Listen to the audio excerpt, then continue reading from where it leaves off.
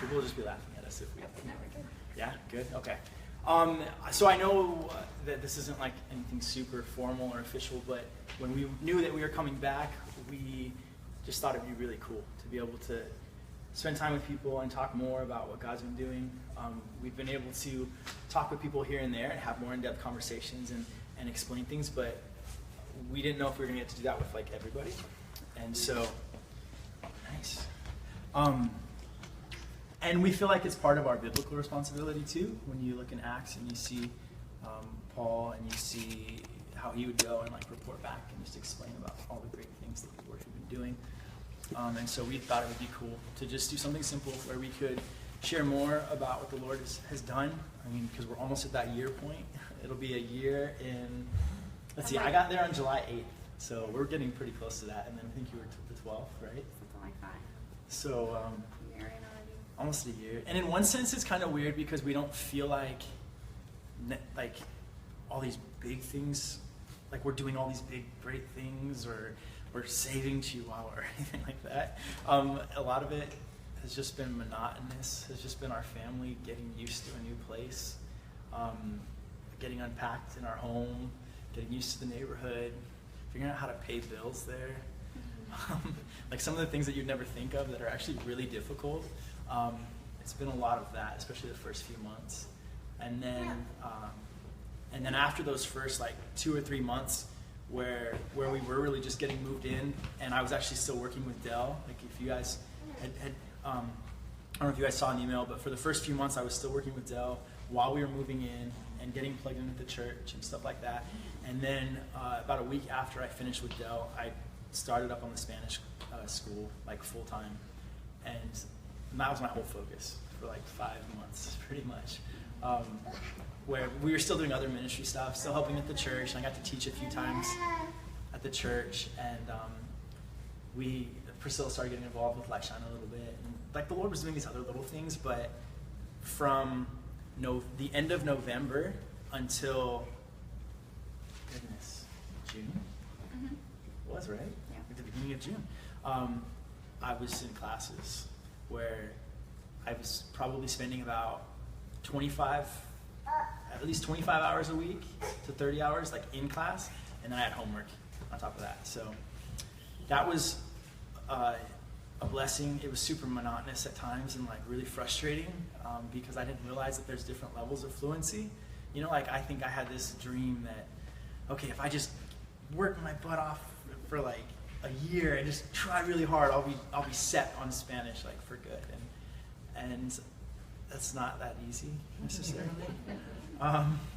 It's been cool because in the program I was able to learn pretty much all of the main like grammatical aspects of Spanish, like all of the different times, like the different conjugations, stuff like that. So grammatically, I covered the whole book. They had everything, but it's a lot easier to understand those concepts and even understand them as you're hearing them and reading them than it is to like speak it in the midst of conversation where I don't have time to think about what I'm going to say and I just have to say it. And so that's where I'm at now, where we're trying to practice in the house, where we'll just speak in Spanish for a while, and then I'm meeting with people that I know don't speak any English just because it forces me to speak more Spanish. Even in the university, like that's part of what started that. Like, let's just go and have coffee and donuts so that we can just talk. And I have to use my Spanish, and I just get to know them and hang out with them. And so that's where I'm at now, is just trying to practice it as much as possible. And I'll have to now that I'm going to be working at the university too, which will be good. So yeah, we had that whole season of like 5 months or so where I was taking classes, and you guys might have seen in the emails, like I was sort of tempted to start worrying because I kind of saw that finish line coming, and we're praying and saying, God, we know we're here to plant a church, like we see the need for it, but we just don't have a peace about it at all. And we didn't feel like we had, I don't know, how would you explain it? Besides just that peace, it just didn't feel like it was the time. You know, we were really blessed by the relationships that we're building in the Calvary Chapel there. We've started helping with the home group that's in our house, and we're loving that. and just didn't feel like we were ready. And so we're like, Lord, what are you wanting us to do? We know we're called here, but I'm about to have a lot more time in my day. And I want to serve you. Like, we're here to serve you. What do you want to do? And then it was cool because literally the day after I finished my Spanish classes, the next day I had my final interview for the university, where I got the job at the university as a professor. So I know I've kind of bounced around a lot, but that was like, it was the season of Spanish, and then now the Lord is just telling us, like, I want to reach this university. The university is called WACH. It's Universidad Autónoma de Chihuahua. And so it's the state university of the state of Chihuahua. It's the biggest university in Chihuahua because it's the state one. So it's not necessarily, it's not the most prestigious, right? The rich kids aren't going to go there.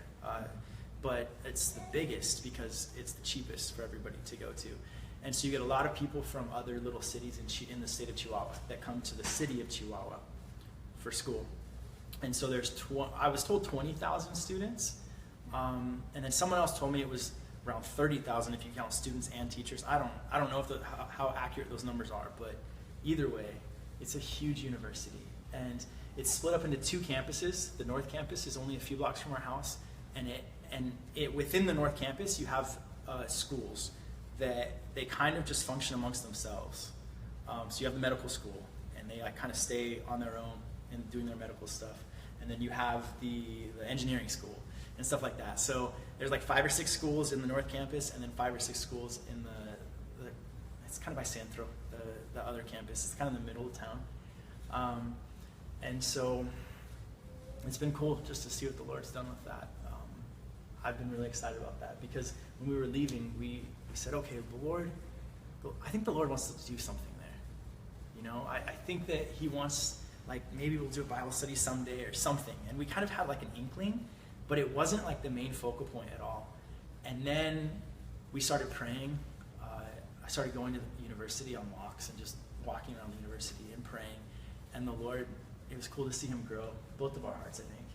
Just more and more. We even have a view of the university from our house. Like, you go out on our little back porch and you can see the university. And so as we were praying there, he just grew it. Driving down, like, our hearts were just heavy. Like, anytime we passed by, it was just, I don't know how else to explain that other than, like, when the Lord was focusing us on it. It's just, like, our hearts were heavy for the students there. And so Definitely. The more that we talked to others that had been students there or our students there, it just kind of, our hearts just grew for it. We were surprised because we didn't know that going into it. We didn't even know it existed, let alone that we would just be down the street from it, or up the street from it. Yeah. So. And it was cool because I remember maybe somewhere around November, December, like when I first started my classes, just really feeling God tugging on my heart, like that he wanted to do something there. And I was crying out and saying, God, I don't even know where to start. Like, I don't know anybody at this university. Like, I'm walking around it and I'm walking through it and I'm praying, but Lord, like, I don't know where to start. I don't know what to do. And the first big prayer that the Lord answered with that was right around that time, a young guy in our church approached me. His name is Mario. And he said, hey, Tim, would you be willing to go get coffee with me? I want to talk to you about something. And I said, yeah, I would love that. Let's do it. And so we went and got coffee. And he said, you know, I've always wanted to be discipled, and I've never had anybody do that. And I just wanted to know if you'd be willing to do that. And I said, I would love that. Like, that's my heart. I would be so excited about that. And I knew that he was a student at the university. I don't even know if I knew he was a student at WACH. I knew he was a student. I don't think I knew he was at the same university. But then as we started meeting and doing Bible studies together and talking, I start to hear his heart, and I realize he's in the medical program at the university, at WACH, and he's been there for, I think he's in like his 5th year maybe, and he really had a heart for the university too. And he started saying, like, I felt for years like the Lord wanted to do something here, and I wanted to be a part of it.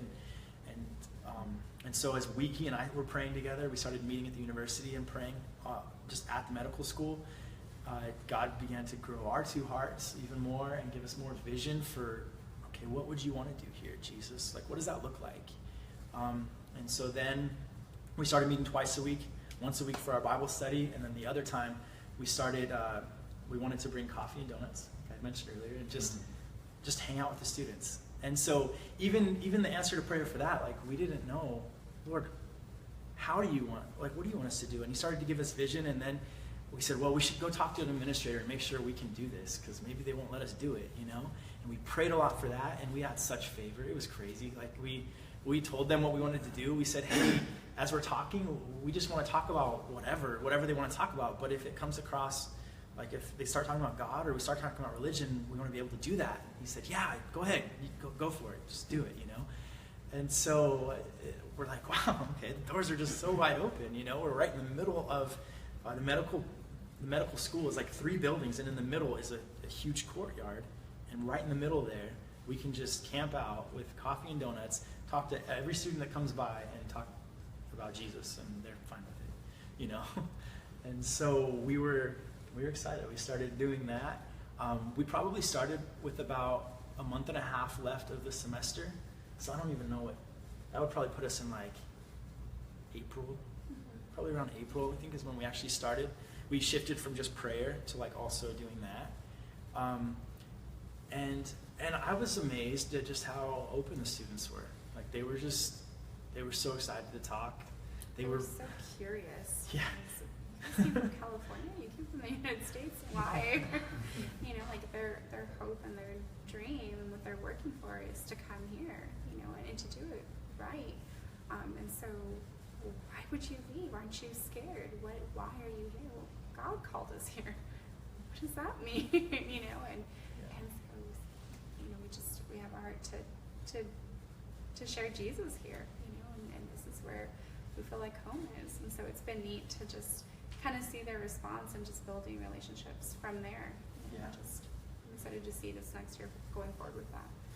And it was cool because a lot of them would admit to me, like, yeah, I'm an atheist. I mean, remember Duval? Mm-hmm. Duval was a guy that, he's like, yeah, I'm an atheist, but he just was so curious. He just wanted to hear about why we would be there. And he kept coming back. He kept coming back to talk more, you know, and so we had some great talks with him. And then probably about the 3rd or 4th time, there was a group of guys that had a football, like an American football. And they said, do you guys want to play with us? And Mario and I said, yeah, let's do it. No worries, you know, it'll be fun. And so we go to play, and I'm thinking like, okay, they do have like the artificial like AstroTurf there, but I'm like, I can do 2-hand touch. Like I haven't played in a while, but it's cool. I can do this, you know. And then they're like, oh, we're gonna play. I thought it was gonna be Tochito. With Tochito, it's just touch, right? Simple. But then they said, oh, let's play. I think it's I'm Muere. I'm Muere, and I was like, Mario, what is that? I don't know what that is. And he's like, it's where they grab you and they're not gonna let go of you until you say I'm Muere. And so it's pretty much tackle. And I was like, wait, like no pad, just on the AstroTurf? And he's like, yeah. Like, and you're wearing your favorite jeans? And I was wearing my favorite jeans. And I was like, no, I don't want to rip my new jeans because I love these things. And we played, and I was so sore. That night, oh my goodness. I think that was like my light bulb moment of, I'm officially getting old now. Like, because I was so sore. I hurt my shoulder. I pulled a muscle back here. I was so hurting. And I was like, man, I don't know if I should have done that. But then, you know what was so cool about it? The next week, those guys were like so excited and like so open, and we got to talk more about the Lord with them, and they were like, it was cool because you could tell that like we had sort of earned that respect where every time, actually, I think every time we went the rest of the semester, they were the guys that like that came to us to talk like almost the whole time, you know. And in fact, at the end of the semester, they wanted. They invited Mario and I to go to a carne asada to like celebrate the end of the semester. And so I got to do that. And then one of the guys, Brian, who, when I first met him, he was sort of like, he was part of that group. And I felt like he was sort of making fun of me because of my Spanish. I don't know, maybe not. But I just wasn't sure. And then I just got to talk to him more. And he's just been a really cool guy. And after that, he said, hey, I'd love to meet up again. And it was his birthday, I think that maybe 2 or 3 weeks ago. I said, hey, let me take you out to eat. Where do you want to go? And we went and got a torta, and he had so many questions about Jesus and Catholicism. And I mean, we just talked the whole time, and it was awesome. About the Lord, I found out he has a son that's the same age as Hannah, even though he's a lot younger than I am. But it was just really cool. And then a few days before we came, we wanted to meet again, and we were going to invite him to our house, but we decided instead to to go to It Carl's was Jr. 104 that day. Yeah, in our house It it's was really not hot. We said, let's change plans. And so we went to Carl's Jr. so the kids could Forgot play air in the play conditioning. place. And he brought his girlfriend. And so we hung out with he and his girlfriend, and Mario came with us too. So all 5 of us hung out and just got to talk more. And it's just been really cool. Because I feel like many of them haven't met Christians. Because it's just not as common as it is here, you know? And if, like, a lot of them, I mean, definitely Brian, but a lot of them, as I've been talking to them, their view of Christianity is either really legalistic, because there's a small Christian community in Chihuahua, but it seems like some of the churches have kind of become more and more legalistic, or it's the prosperity gospel, because some of the big churches, there's 2 or 3 big churches in Chihuahua that are all about the prosperity gospel. And so Brian said, one of the issues I have with Christianity is I see all these Facebook posts of pastors that have the nicest house and the nicest car and all of this stuff. And he said, I just don't understand how that's fair, you know, and there's people in the city that are struggling to eat and stuff like that. And so part of our goal with just hanging out with the students and being a normal person and having normal friendships with them is to let them hopefully just see Jesus in us, even if we can't necessarily preach a sermon or whatever. Just see a difference, and at least they know, hey, you know what? I have met Christians that are different, and they had this love, and they were just different. And so I think that has been the prayer with the whole like coffee and donut thing, and what the Lord used. I mean, even like trying to combat the whole prosperity gospel thing, there's this mentality like, oh, Christians want to take, like they just want my money. That's all they want. And so when we're just giving away coffee and donuts, it weirded them out. Honestly, I can't tell you how many times people looked at us What do you and want? like, what do you want How from much me? is it? Or Nothing. It's totally free. And they're like, what did you do to it? Like, what? Yeah. Nothing. I promise. Like, just take it. Even if you don't want to talk, just take it and go to class and have a great day. You know. And they were really weirded out by it. And every one of them wanted to talk more and found out that we were missionaries and we had moved. Or Christians, and we got to talk about where the church is at and stuff like that. So I'm excited to keep doing it next semester, and even more so as a teacher, because then we have more time with those students, and we're looking forward to having them over, you know, or just even having them meet with a few other missionary friends that are down there that speak English, and hey, let's meet at a coffee place, you know, and we can just really shine the Lord. You know, even if it's through English, and the Lord uses that just to show joy or to be that aroma that His Word talks about, to be that light. I think I'm just excited to see what this next year, coming into this next year, is going to bring. Yeah, I'm very excited for that. Because I was already praying about like, okay, cool, we're in the medical school, but you only see medical school students, and there's like 12 other schools. How can we get into the law school and the economic school and all this stuff? And that's why it was just so the Lord to get the job. The process was amazing. I mean, we were in this process of praying, like, Jesus, okay, what are we doing after my Spanish classes? And I sent a text to a lady in our church because we had a brief conversation maybe 6 months ago, and I knew she was a teacher at the university, and she had mentioned something really quickly in passing about English classes, teaching English classes. At the time, I didn't think anything of it. I just kind of brushed it off. But I started thinking about that. Like, wow, that would be really cool to get to know students. And so I sent her a text saying, hey, what requirements are there? Like, what would I need to do? I'm guessing it's like a year-long process, and I have to get all this certification, but what would I need to do? And she said, well, you know what? Just come by my office tomorrow, and we'll talk about the requirements. And so I said, oh, cool. So I went, not knowing that it was an interview, because she is the head of HR in the law school at the university. I didn't know that. And Just a her, coincidence. just a coincidence. Well, and her friend, who's a really close friend with her, was the head of the English department at the law school, and is a Christian as well. And so I sit down with them, and I shared like my heart for the university. I shared what we've been doing in the medical school, and I just felt like God was doing something cool, and I wanted to get to know more students. And then they had questions kind of about my schooling and stuff like that. And after, man, it was only like 20 or 30 minutes, and they were like, you know what? We have been looking for native-speaking English professors, and we think that you would do great. It's not really our decision because you have to interview with our boss, but we think that you're going to come on and we would just love it. And you could start in August. And I was like, wait, like 2 months from now, August? And they were like, yeah. And I was like, no way. I was blown away. I said, I don't need any certification. I mean, my degree is in organizational leadership. It's not in teaching. And they said, well, we think your degree will do just fine, and you'll have to get certification after you've started teaching classes. And I said, well, of course, I'll do that. That's fine, you know. But they were just so excited, and they were, because they're both Christians, they were really excited about the Lord doing something in the university. And so I had that interview. I left just so excited. I called Priscilla. I was like, you're not going to believe what happened. No, I didn't. I'm like, amazed right now. And then I had my final interview the week after, and I'm pretty sure the main boss is a Christian too, because he went to a university here in the States that was a Christian university. And he was just so awesome about it too. He said, hey, I know you're going to be hired on in the law school to teach English, but there might be an opening in the economic school, because I help out in the economic school. And then, you know what else he told me that was crazy? He said, hey, by the way, I saw your degrees in organizational leadership. I teach a leadership class. Would you be willing to come by and just speak with us on leadership, like once or twice next semester? I'll keep your number on file.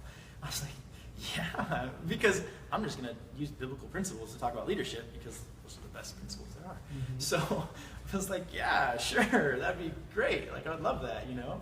And so he gave the thumbs up, and then Carla, she's my boss, she's the lady in charge of the English department, she started saying, you know what, you're definitely going to be able to teach a class in the law school, but I'm going to try really hard to get you a class in the medical school so that you can get to know the students better there and keep doing the ministry there. And she said, I'm going to see if I can get you more classes in some of the other schools too. And so we'll see. I mean, I would love to be able to teach a class in 3 or 4 different schools, and then also do the coffee and donut thing on a different day or a different time on the same day, and just meet more students. And I'm really praying to start Bible studies. Like, I would be stoked if we could start doing that. That would be awesome. It's really my heart. And I think Priscilla had alluded to it before. Like, I mean, I can't preach the gospel in class. I want to be the best English teacher that I can be. But one thing I want to do is to tell them, look, the only way that you're going to learn English is if you practice in conversation. And so this Friday, we're going to do something that has nothing to do with your grade. It's not extra credit, anything like that, but it's just going to help you learn English better. We're going to meet at Starbucks Friday at 6 o'clock if you want to come. We're going to be speaking in English, and we'll have some other people there. And we're just going to invite some of our missionary friends and other friends from the church that speak English, and in that setting we can talk about whatever. You know, we can share the gospel, we can talk about Jesus, and inviting them over to our house too. We'd love to do that. And so we're excited. I feel like the Lord has directed us and said, I want to do something great on this university. I want to reach these students because they would never go to a church, and yet they're so wide open. And man, I dream about what God could do if something huge started happening in the university. You look at revivals throughout history, and they almost always started in a university when people got really serious about Jesus and his word and prayer, and then huge things happened. And I think that could happen. I think that Chihuahua could be impacted. I think Mexico could be impacted. If a bunch of people that are on fire for Jesus go out to be doctors and lawyers and judges and stuff like that, well, I mean, what can happen, you know? So I don't know what God's doing, but I think it's big, and I want to be a part of it. And it's just, I mean, it's like I was telling you guys, like, I feel like with the university, nothing has been forced. Like, we just try one little thing, and the doors just fly wide open, you know? And there's been other things we prayed about, and there just was never a peace, or it kind of felt like sort of forced or whatever. And the university's been the one thing that has not been like that.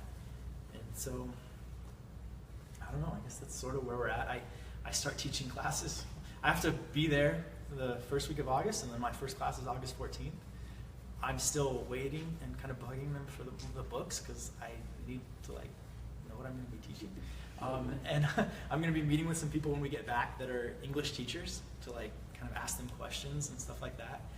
And I'm going to be praying a lot on my face before Jesus, because I don't know what I'm going to say in front of a bunch of students.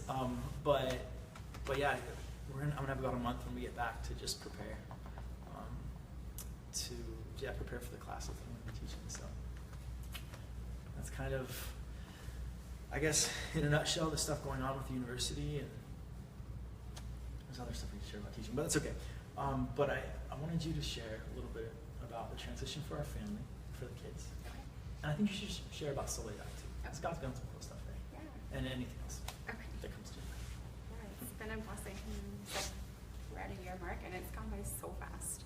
I mean, it's funny because, you know, Facebook has your little, like, time pictures where they say, oh, this is what you did a year ago, and it's, the church was praying for us. We got to share. We were getting ready to, we were packing up. Our living room was in boxes, you know, and it's like, wow, that was a year ago, and it feels like, that feels like a decade ago. You know, just, it's changed so much, and I feel like, it's neat because there's such a peace. You know, like we're in the Lord's will, and it hasn't been forced, and it's just, I don't know, it feels like it's just flowing. It hasn't been perfect, and it hasn't been easy, but it's just been neat to see our family grow in it. I know I feel like I've grown in my walk with the Lord. We've grown in our marriage. I've seen our kids grow in ways that they wouldn't have if we weren't there. You know, and so it's been neat for our family to have that. It has been a transition, even like you were saying, paying bills. We dealt with an electricity bill, and it was just, you know, you expect a caller to go in and get it done, and it hasn't been that simple things. And so those are just cultural things, I think, you know. They're just done differently, so we're learning how to get things done there. And then we did homeschooling with the kids, and that was a blessing. That was really neat. And we're going to continue. The Lord's led us to continue in that way. That was something that we're asking for prayer for. And so the Lord was directing to continue for both the kids to do homeschooling. And so looking forward to going back and just kind of being refreshed and stepping into the next year with them in August. And I don't know. I think it's just been a blessing. We've gotten so much favor with the people there. That was something that I prayed for a long time before we left, was having friendships and just favor with the people that are there, with believers and non-believers. Just for me, specifically for moms, who have little kids, you know, that can be a lonely stage in life. So I was really thankful to have a group of ladies that have just been a blessing. And so that's been really, really neat to have. And hopefully going back, we've all been traveling, so hopefully going back we're going to start a mom's group and see what the Lord wants to do with that in our home. We're doing a small group that we just started hosting, and our other friends are leading it, but we get to host it at our home, so that's been a blessing to just open up our home and to have that, and even just getting to know, to just be there, you know, just to feel like we're not actively like passing out tracts every time we go anywhere, you know, like I think sometimes when you think of missionaries, like maybe that's what you're thinking of, you know, or medical things, like we're living there now, this is home now, and so we've been trying to just be practical with that. And so, you know, the kids and I made little baggies for the Tatamata kids, and so if we see them, we give them baggies with snacks in them and a tract in them. But just while we're out and about, you know, just when the time happens. Yeah, we're driving home, and just talking, just being outside and being part of the neighborhood, and just talking with the neighbors, and yeah, why are you guys here?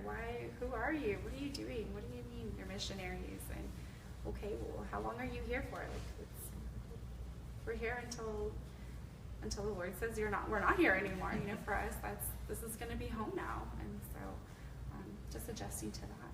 And then I've been blessed to just be a part of a women's study on Tuesday afternoons, evenings in Soledad, and that's south of us.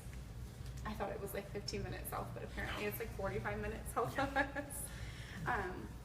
There is a ministry called Light Shine, and they work with the Tatamata people. So these are the indigenous people in Mexico, indigenous group. They're coming from Las Sierras of the mountains, and Light Shine is working to reach out to the children and just share the gospel with them, and to just come alongside of their families. And so we had an opportunity. I got an opportunity to go with my friend Heather. They've been there for 8 years. They're missionaries from Calvary Chapel from Rocky Mountain, Colorado, and I've been going for how many months now? At least 6. Maybe 6 months. I think so. just going down with her, and she's leading the group. I get to translate. I feel like I'm taking the class with the ladies more than I am translating, and they've just been such a blessing. I feel like they've opened up to us too, and just seeing their growth and just their openness and just them wanting more in their walk with the Lord has been really neat to see that and just to be a part of that. And two, there's just not a church there. So Yeah, a lot of there's them just not. haven't experienced that. Yeah, there's not a church currently there, and so that's what we're praying for, to see what the Lord has. There is a family that's down there, and hopefully that will be what the Lord's leading to. And so it's just been neat to just see them grow, and kind of like the Lord's preparing their hearts for that, like just for that growth to come, and they want more of the Word, they want more of that study. And so it's been neat to just be there and to be a part of that. And they've just been a blessing in my life. I mean, I feel like I get to go see my family every Tuesday when I'm with them. And so it's just all that. Yeah, and I'm really excited to see what the Lord has. I feel like my main focus is to come alongside of Tim and to just be there with the kids. And so not as hands-on. I'm not going to be teaching an English class. I'm teaching homeschooling at home, but just but excited because I feel like we get to be a part of that with him. Like we get to open up our home and to be a part of just any questions, that they might have or anything that they want to do. Which is either wanting to learn the language, they're just so curious, and so I'm excited to just get to be open with them and kind of be a fish bowl in this sense, where we just get to let them look in and just, we don't really have anything to hide. This is who we are, and we love the Lord, and we're here because He's called us here, and so we're just looking forward to what this next year brings. Cool. So, I know we talked for probably longer than we thought, but do you guys, I don't know if you guys have questions, or if there's things that we've mentioned before in emails or in conversation that we didn't follow up on, or anything like that? I just want to say the college thing and having them into your home, and as being a professor, they did that with Heather at the master's college, and it's really good. I mean, because she really got to connect with her professors and some other students, and it was a really good thing to do. Yeah. So I think that's great to hear. Thank you. It's encouraging because I wasn't really sure how they're. I'm hoping that they're going to be open to it, and that we can be a blessing. Yeah, and if it's a small little group, you can play some games with them and just be open, and they'll just kind of keep coming back, and then that will open conversation. Yeah. So I think that's a great way to meet college students, especially if they're not from that area. Yes. They're coming in, they're not from there, they don't have family. Yeah. You become kind of that little That's what we're family. hoping to have, and eventually just hoping to really, we just guide them in the Lord. Yeah, that's great. Yeah. So one of the benefits of the way that they do the university there is they have a group of students that's only probably 15 or 20 students, and then that group stays together and goes to all the classes. So it's different than it is here in the States. What happens is that group gets really close together, and then they're the ones that I'll be teaching. Where I'll be teaching Monday through Friday for an hour to that same exact group every day of the week. So I'm hoping that it enables us to really get to know this group of students super well. And I don't know how many classes. I'll probably be teaching 3 or 4 classes, but yeah, it should hopefully lend itself to building those relationships even more than if it was like a class of 100 or whatever, or something like that. So Yeah, that's great. It's exciting. Great way to go about it, the donuts and the coffee. I remember you were just really starting that last time we got together. yeah.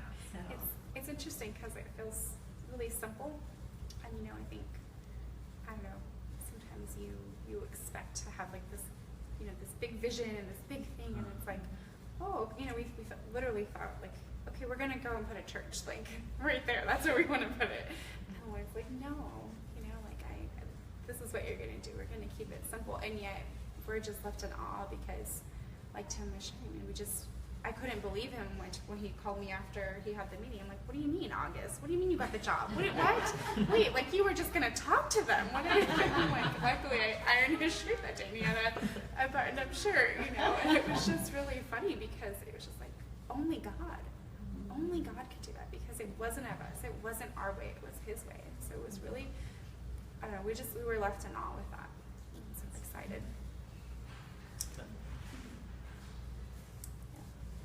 Well, and that's really neat too, that you know in your place that you're living there. Mm-hmm. Because I think that's a really big thing. We talked about that before you guys left, that your job is to support your husband and to raise up your family. And so what a great opportunity. And then to be able to do that together, to bring some of the students home and have, you know, like snacks or dinner and games and, Yeah. you know, well, it'll be just really good. But your first ministry is to town and then raising up the children. Yeah. So, I was sharing with my friend Cassie earlier today, just, you know, like I know that, and yet, I guess that's something for my prayer request is strength in that. I think coming here, there are a few things where I'm just counting my costs in that sense as a mom, you know, like I want my kids to have these programs or do, especially as we're homeschooling, I want to have those extra activities and is it needed? No, like, you know, but just as a mom, like that's my personal thing, you know, and just even safety, just getting to the point where I want to go to the park by myself. I'm sure I'd be fine, but I'm just not there yet, you know, and so just going forward, like into this next year, I'm excited because we've been there for a year. We get how things work now, and so now it's looking forward to just being more natives there, you know, just getting out of our comfort zone and feeling safe and feeling okay. And I can make it back home after a certain, you know, like I can get to a certain point and know how to drive back home, even if I take a wrong turn, how to get back around, and so I think just fighting that spirit of, I don't want to have that fear. I just want to have that joy in the Lord, and because we know we're called there, I don't doubt that, but that's my prayer, is just to take it further, just to be comfortable and to just fully be home. but I think that happens anywhere you go. You're in a new place, Mhm. and so you're out of your comfort zone because you don't know people, you don't know how it works, and then you go to a foreign country, Yeah. and you really don't know how it works, and everything is different, and takes longer to pay bills or whatever it is that you have to do. But it's okay, because you guys have said a couple of times, it's just simple. But isn't Jesus simple? Right. And isn't salvation it's a free gift. Right. But we don't know how to receive that free gift, and then we think, oh, we have to do this and we have to be in a hurry. But Jesus wasn't in a hurry. And you have your whole life to live, and you have your whole life to raise up your children. And us being on the other end of that, you know, it happens, and it happens so quickly. But if you raise them up in Jesus, you know, they're gonna follow him. They're gonna know. They're gonna have that foundation. And of course, they make their own choices. But you just keep teaching them Jesus, Jesus, Jesus, and you make life about Jesus. And it's fun. It's not a burden. It's not a hassle. And yeah, life is hard sometimes. But I don't know, this worked for us. Yeah. And you know, you don't have to have all the extra things. I did you know, homeschooling, and I didn't do all the extra things. You know, we got to do some things, but God will show you. Just like He's provided, you know, the job and the stability, and He's brought some friends in, then He's going to bring, you know, those different classes. Like you'll find something if you want to do piano. Somebody will teach piano, or, you know, sign language, or whatever it is. God will provide for you, because He's given everything for life and godliness. So how can we better support you guys individually and as a church? I mean, still the prayers, because it's like I feel like all this happened through prayer. Because we had people praying, and I know that was part of it. You know, I think communication is awesome. Like just every once in a while, people would like send a quick email and a response. That's kind of a big deal, It is honestly. huge. It is huge So that even if we don't respond back, I mean, just yeah. they didn't forget about us, just to, because it's, you don't get to see everybody on Sundays, you don't get to just, hey, let's go get a cup of coffee, or just to say hi, we're praying for you. It makes our week really it's amazing what it can do, just to know that, and we know you guys are praying, but just to receive that email is amazing, or that phone call or text. Yeah, I agree. That's a big deal. Yeah. For sure. And if So- you guys want to come down, you guys are more than welcome to stay in our home. That's a big Did deal. you guys move? No. Okay, No, because we're- you guys were thinking. I know, we weren't sure for a little while if we were gonna have to, Yeah, like right. last second. No, it looks like, it's still actually not finalized, but I think so. We're gonna sign a contract for another year in the same house, Okay. which would be a huge blessing to us and give us just some stability since we're already settled in our house. So, I don't know, we need to talk with the owner, and that will hopefully take place in the next month where we sign that new contract, but, yeah. Another See. prayer request. Tomorrow I have Oh. an appointment for my citizenship, for my Mexican citizenship, and this is huge. This is big open doors for us, and it's a safety Mhm. thing as well. And so please pray that that goes well, because I hope I have all my paperwork and that it will just be smooth and get done. That would be a big favor. Yeah, Right. and it is a big deal. It's a start of a process for our family, because if she gets her citizenship tomorrow, then the next step we can work on getting the kids their citizenship, and then after that, then I can get mine, because I have to get it after everyone And else this means does. we can get our car imported. I have California plates, which is a safety thing, where I would love to have Chihuahua plates. I would just feel more comfortable